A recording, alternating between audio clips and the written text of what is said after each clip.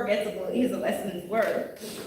When Dolly came to visit, she remembered a softer side of him. Grandpa would always ask, "Are you okay?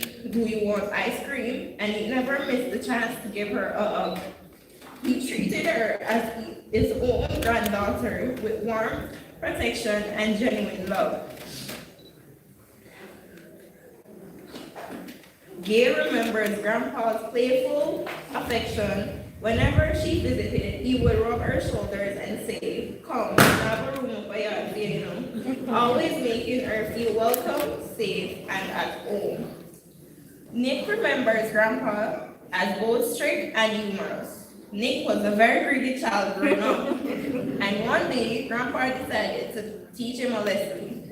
He cooked a huge pot of dumplings and chicken and filled a plate and put it in front of Nick and told him to eat it all. Nick could barely finish it. That was Grandpa's way of being firm, creative, and also memorable. In the community, Grandpa was known for his generosity. Back then, he would supply Miss Morgan with plantains for her family. Over time, he became their plantain man, and a genuine friendship grew between him and her family. Whenever he came by, Miss Morgan would smile and say, "Husband, who you bring to me today?" That simple exchange speaks to the warmth, trust, and closeness Grandpa built with people around him. Grandpa also had specific names and sayings for people in the community, especially women. He usually referred to them as big woman or big lady.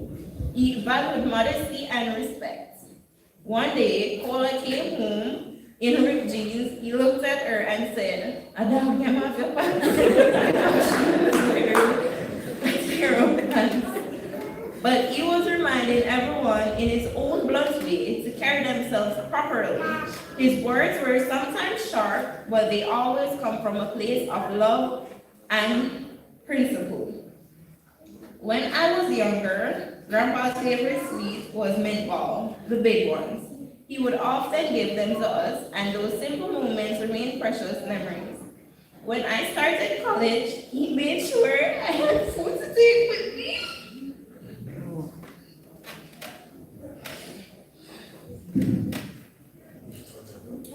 As I move on to the dorms, no matter what he had, Grandpa always shared. He would quietly squeeze a little change into our hands and say, "Hold this. It's something small, not much. See what it can do."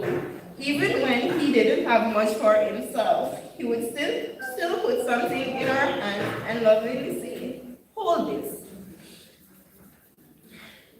Grandpa had his own ways and standards. He didn't like anyone touching his machete or his water boots. He would eye them and sometimes forgot where he put them. The boots had to be clean and the machete always sharp.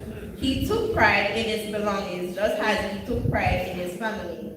He loved to joke and would oftentimes ask Nick if he had children or a girlfriend when he came to visit, always reminding him that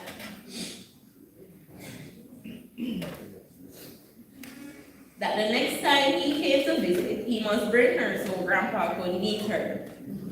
Every Saturday morning, Grandpa would stop by to collect his offering, usually from Demo or from his son-in-law, Randy. Before heading off to church, he would say to Mommy, "Spray me," even though he already had on perfume. Then he'd ask, "Oh, no, my daughter," or have her to fix his style. Above all, he was deeply devoted to his church and his faith. Every Friday, he made sure his clothes were ironed and ready for Sabbath morning. Even during the storm, he once told Grandma, "You know, my clothes are on the line, so the breeze can't go through them. And rush them home so I can go to church on Saturday." God always came first in his life. His favorite saying was, "Do good, and good will follow you." And he never failed to remind us, make sure you find yourself somewhere and give your life to the Lord. Those were not just words to him, they were lived. As we say goodbye, we take comfort in knowing Grandpa's love, discipline, humor, faith, and generosity.